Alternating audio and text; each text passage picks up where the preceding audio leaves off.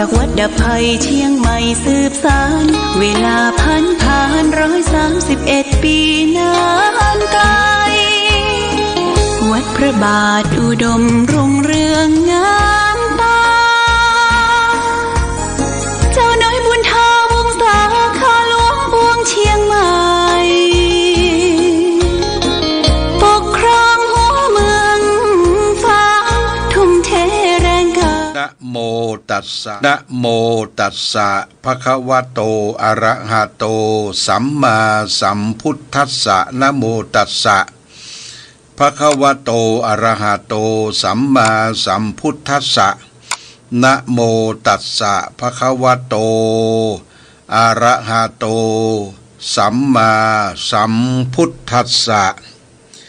จัตตารีมานิภิกขเวปทานานิ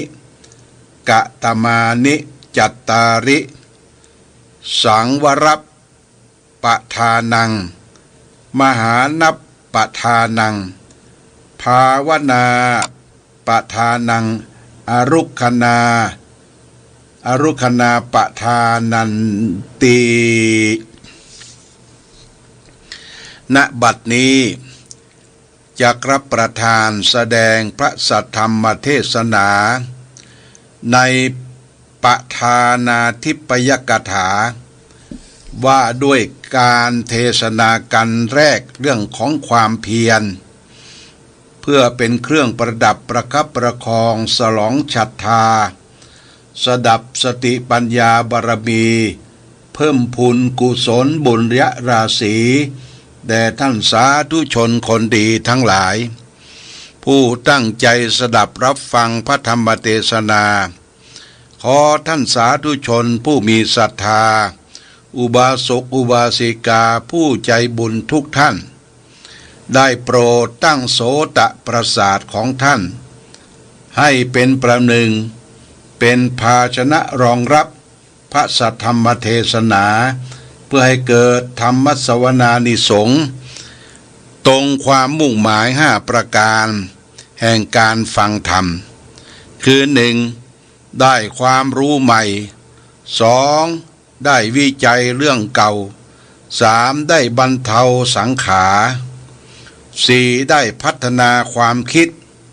5. ได้ยกจิตให้แจ่มใสยกใจให้เยือกเย็น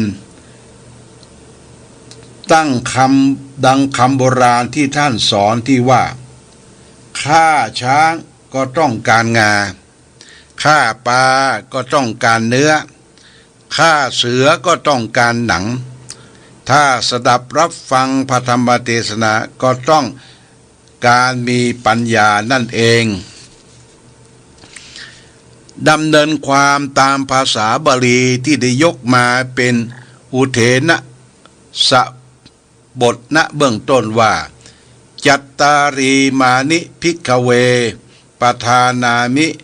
กัตมานิจัตตาริเป็นต้นแปลความว่าความเพียร4ประการคือสังวรประทานเพียรละวังไม่ให้บาปหรืออกุศลเกิดขึ้นปหานประทานเพียรละบาปหรืออกุศลที่เกิดขึ้นแล้วภาวนาประทานเพียรเจริญให้กุศลธรรมหรือคุณงามความดีให้เกิดขึ้นอนุรักษณาประทานเพียรตามรักษากุศลธรรมหรือคุณความดีที่เกิดขึ้นแล้วให้คงอยู่ยั่งยืนการแสดงพระธรรมเทศนาในวันนี้เป็นการแสดงพระธรรมเทศนาอันสืบเนื่องมาจากนโยบายของมหาเถรสมาคมร่วมกับสำนักงานคณะกรรมการป้องกันและปราบปรามการทุจริตแห่งชาติกล่าวคือมองเห็นความสำคัญในเรื่องการป้องกันและปราบปรามการประพฤติมิชอบของภาครัฐตลอดจึงถึงประชาชนทั้งหลายจึงจัดให้มีการเสริมธรรมเสริมปัญญาครั้งนี้ขึ้นมาเพราะเล็งเห็นความสำคัญ ในการสนับสนุนส่งเสริมให้มีการนำสัตธรรมคำสอนทางพระพุทธศาสนาไปประพฤติปฏิบัติเพื่อป้องกันทุจริตคอร์รัปชันในหน่วยงานรัฐและสังคมโดยรวมและเพื่อความอยู่อย่างผาสุกของประชาชนคนในชาติโดยให้จัดมีการแสดงพระธรรมเทศนาอันเป็นหลักธรรมคำสอนในพระพุทธศาสนาบูรณาการเข้ากับหลักสูตรด้วยด้านทุจริตศึกษาหรือ Anti Corruption Education โดยมีนำเอากรอบศีลธรรมหลักคำสอนทางพระพุทธศาสนามาแสดงคือสัมมาประธานสี่หรือความเพียรสี่ประการโดยจัดให้มีการเทศตามลำดับด้วยหัวข้อธรรมรวม6กันประการนี้เป็นการอารัมภบทเริ่มต้นปรารภถึงความสำคัญเรื่องของสัมมาประธานสี่อันเป็นหลักธรรมที่จะต้องน้อมนำมาประพฤติปฏิบัติท่านสาธุชนทั้งหลายปัจจุบันกับการแก้ไขปัญหาทุจริตคอร์รัปชันที่เกิดขึ้นในสังคมไทยดูเหมือนจะยังไม่ประสบความสำเร็จเท่าที่ควรยิ่งเดินหน้าก็ยิ่งปรากฏอะไรที่เป็นสาเหตุของการคอร์รัปชันอะไรที่เอื้อให้มีความคอร์รัปชันและจะแก้ไขได้โดยอย่างไรหรือจะทำให้สังคมไทยปราศจากการทุจริตคอร์รัปชันการสร้างสังคมสุจริตจึงเป็นหน้าที่ของทุกคนในสังคมโดยเฉพาะผู้มีหน้าที่ในการบริหารประเทศและสามารถนำพาประเทศให้ก้าวผ่านคำว่าทุจริตคอร์รัปชันกล่าวคือให้หมดไปด้วยจิตสำนึกของคนไทยหากประชาชนคนในชาติร่วมมือร่วมแจงร่วมใจกันไม่คดโกงไม่คอร์รัปชันไม่ลักขโมยไม่ทุจริตไม่เบียดเบียนของผู้อื่นไม่เบียดเบียนของส่วนรวมประกอบด้วยสัมมาชีพด้วยความสุจริตทำให้ประเทศไทยเป็นประเทศที่มีการทุจริตคอร์รัปชันน้อยที่สุดคำว่าคอร์รัปชันเป็นภาษาต่างประเทศมักใช้เป็นภาษาพูดที่ได้ยินกันมาอย่างแพร่หลายมีความหมายเดียวกันกับคำว่าทุจริตแปลว่าคำทุจริตเป็นคำรวมคือความหมายของควบคุมหมายถึงความไม่ดีไม่ถูกต้องทุกประการอันหมายถึงความไม่ชอบธรรมนั่นแลส่วนคำว่าคอร์รัปชันมีอธิบายพจนานุกรมว่าการช่อราษฎร์บังหลวงคำนี้ใช้ความหมายว่าคดโกงทุจริตอย่างกว้างขวางมากแต่มักใช้ในการทุจริตและไม่ซื่อตรงต่อหน้าที่ในทางราชการเป็นส่วนมากจึงมีอยู่ภายในคำว่าทุจริตนั่นเองพระพุทธศาสนาสอนให้คนประพฤติสุจริตธรรมละเว้นทุจริตประพฤติมิชอบเพราะว่าความทุจริตนี้นับเป็นความประพฤติที่ไม่ดีไม่ถูกต้องทั้งกายวาจาและใจย่อมส่งผลให้เกิดการเบียดเบียนต่อบุคคลอื่นผู้ใกล้เคียงและผู้อื่นได้สอดคล้องกับภาษิตไทยว่าเมื่อชื่อกินไม่หมดซื่อกินไม่หมดคดกินไม่นานแต่เดี๋ยวนี้กลับไม่ประพฤติเช่นนั้นกลับแผงเหมือนประหนึ่งล้อเลียนว่าซื่อกินไม่หมดคดกินไปนานแต่ถ้ากินของราชการกินได้นานทีเดียวฉะนั้นการทุจริตคอร์รัปชันด้วยการให้การรับหรือสินบน การตกลงว่าจะให้และข่มขู่หรือการบังคับให้ยอมทำตามสิ่งที่ไม่เต็มใจ การไม่กระทำตามหน้าที่อย่างตรงไปตรงมา การใช้อำนาจหน้าที่ในทางที่ผิดจากทำนองครองธรรม การที่มีผลประโยชน์ซับซ้อนเหล่านี้นับเป็นการปัญหาที่เกิดขึ้นในสังคมไทยมาอย่างยาวนานอย่างไรก็ดีหากพิจารณาอยู่แล้วจะพบว่าปัญหาในลักษณะเช่นนี้มิใช่จะเกิดขึ้นในปัจจุบันเท่านั้นหากแต่มีมาตั้งแต่อดีตแม้ในสมัยพุทธกาลที่พระพุทธเจ้ายังมีพระชนอยู่ก็เคยเกิดมีการทุจริตคอร์รัปชันเช่นนี้มาแล้วดังตัวอย่างที่ปรากฏเรื่องราวในทยันทนัญชานิสูตรว่าสมัยหนึ่งพระสารีบุตรได้ฟังข่าวสารจากพระภิกษุสงฆ์ว่าทนัญชานิพราหมณ์แห่งกรุงราชคฤห์เป็นผู้ใช้ชีวิตอยู่ด้วยความประมาททำกายทุจริตด้วยการอาศัยอำนาจของพระราชาเที่ยวเบียดเบียนประชาชนหรือที่เรียกว่าช้อราชและอาศัยความเป็นหัวหน้าในประชาชนเกี่ยวกับเบียดเบียนรัฐที่เรียกว่าบังหลวงเพื่อนำผลประโยชน์แห่งแผ่นดินมาเป็นของตัวเองโดยที่ทนัญชานิพราหมณ์ทำการทุจริตทุกอย่างจนกลายเป็นที่มาของคำว่าช้อราชบังหลวงมาตั้งแต่ในสมัยพุทธกาลเมื่อพระสารีบุตรได้ทราบเช่นนั้นจึงเดินทางไปพบกับทนัญชานิพราหมณ์เพื่อจะแสดงธรรมชี้ทางเห็นโทษของการทำดังกล่าวพระสารีบุตรเดินทางไปถึงกรุงราชคฤห์เข้าไปหานายทนัญชานิพราหมณ์ได้สนทนาปราศัยกันพอสมควรแล้วจึงถามทนัญชานิพราหมณ์ถึงเรื่องที่ว่าท่านทำการช้อราชบังหลวงจริงหรือไม่ทนัญชานิพราหมณ์ก็ตอบว่ากระผมทำจริงแต่ที่ทำนั้นโดยมีเหตุผลอยู่คือต้องเลี้ยงดูพ่อแม่เลี้ยงดูบุตรภรรยาอีกทั้งญาติและเพื่อนพวกพ้องอีกมากมายที่ต้องคอยดูแล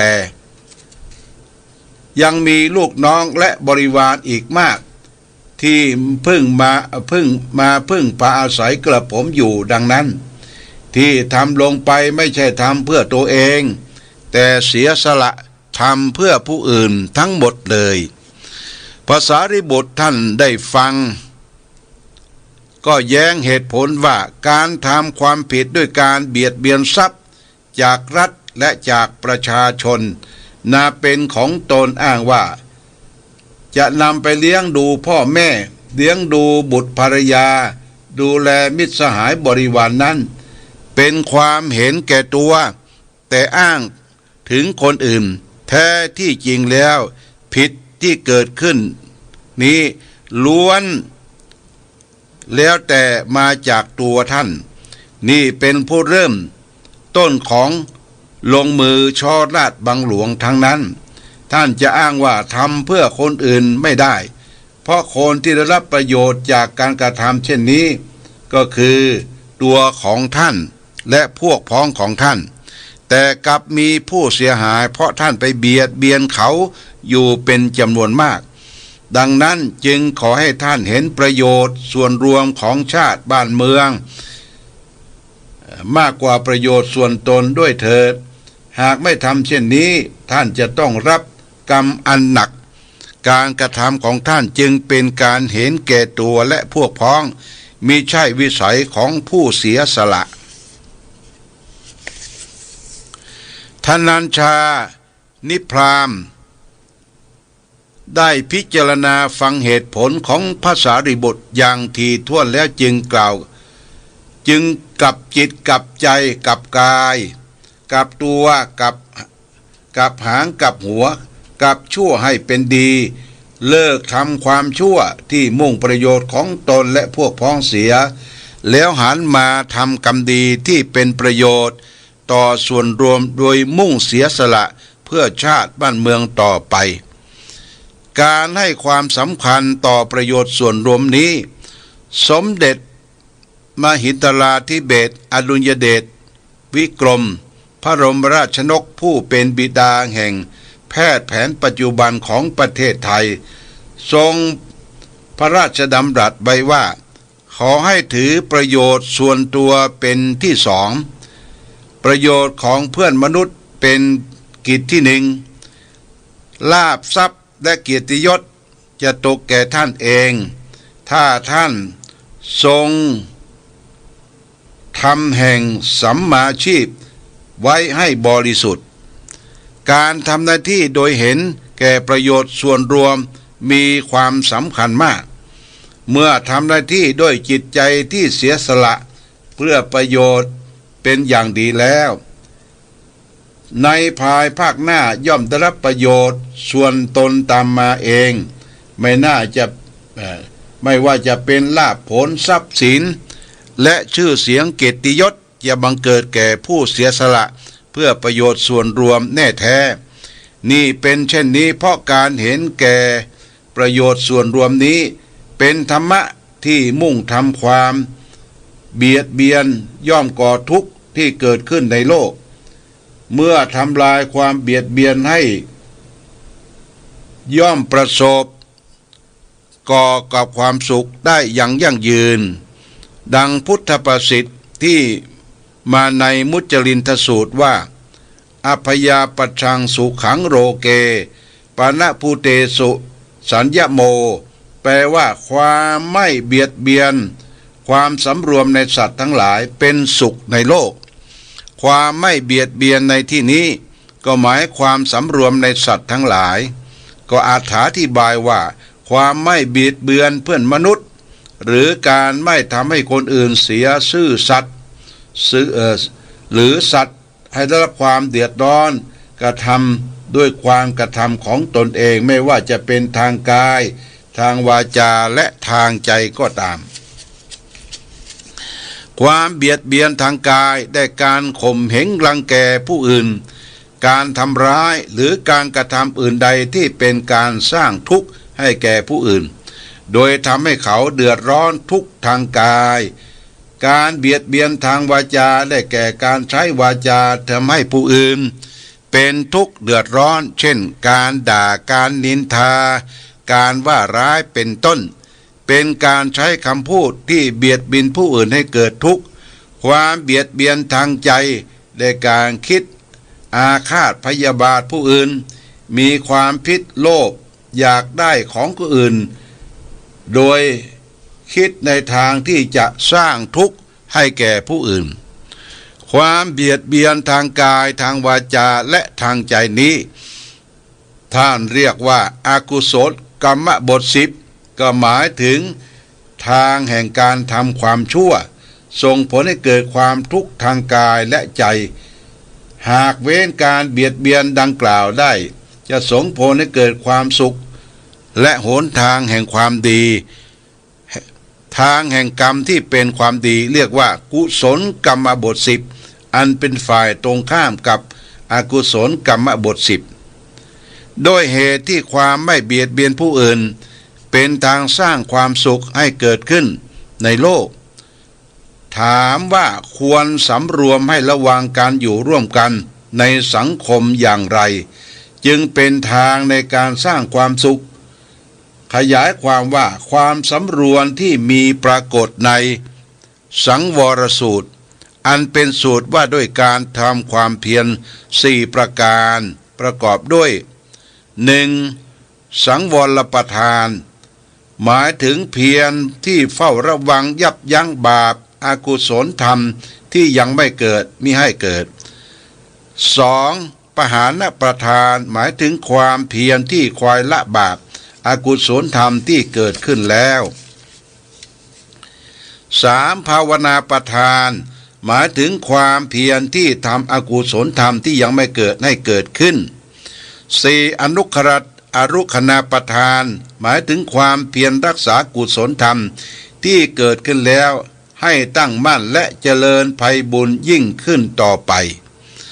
ในเรื่องความเพียรนี้พระบาทสมเด็จพระชนากาธิเบศรพระมหาภูมิพลอดุลยเดชมหาราชพระบรมราชบพิตรรัชกาลที่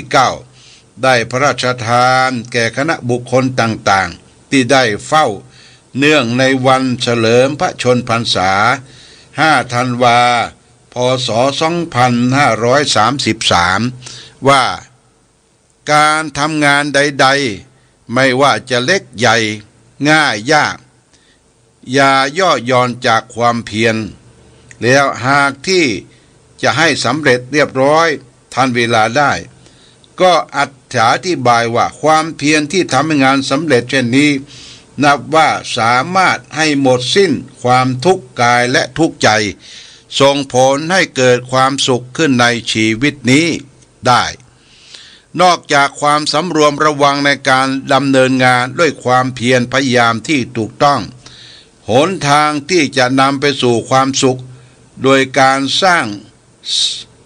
สวรรค์โลกให้ปราศจากความเบียดเบียนกันนี้ควรได้นำหลักธรรมหรือกุศลความฉลาด3 ประการกล่าวคือนำหลักการไต่ตรองด้วยปัญญาที่เกิดขึ้นจากความฉลาดหรือความเชี่ยวชาญมาแก้ไขปัญหาทุจริตคอร์รัปชันหลักกุศล3 ประการคือ 1. อายกุศลฉลาดในความเจริญ 2. อปายกุศลฉลาดในความเสื่อม 3. อุปายกุศลฉลาดในวิธีการเลือกไปสู่ความเจริญแห่งความเสื่อมอายกุศลหมายถึงความฉลาดในความเจริญหมายความเอาการรอบรู้ในทางที่จะสร้างสรรค์ความเจริญก้าวหน้าให้เกิดขึ้นแก่ตนเององค์กรและประเทศชาติด้วยการใช้หลักธรรมนำชีวิตคือคิดอ่านในแง่บวกและมองโลกในแง่ดีมีการตั้งสมมุติฐานเพื่อค้นหาสาเหตุที่ทำให้เกิดความเจริญตั้งมั่นอยู่ได้นานอปายกุศลหมายถึงความฉลาดในความเสื่อมเป็นความสามารถในการรับรู้และเข้าใจถึงสภาพความเป็นจริงของโลกที่มีบวกและด้านลบมีมืดและมีสว่างเพื่อสร้างทัศนวิสัยการมองไกลตามความเป็นจริงโดยใช้มองเห็นถึงเหตุและผลของความเสื่อมกล่าวคือฉลาดในการคิดของมุมกลับพร้อมทั้งค้นหาหนทางที่จะทำให้เกิดความเสื่อมเหล่านั้นไม่เกิดขึ้นแก่ตนเององค์กรและประเทศชาติอุปายกุศลหมายถึงความฉลาดในอุบายเป็นความฉลาดในวิธีการแก้ไขปัญหารู้จักหนทางในการแก้ไขสถานการณ์ให้ดีขึ้นโดยอุบายทางปัญญากล่าวคือความฉลาดในการใช้ปัญญาแก้ปัญหาเฉพาะหน้าต่อเหตุการณ์ต่างๆที่เกิดขึ้นเป็นกระบวนการคบคิด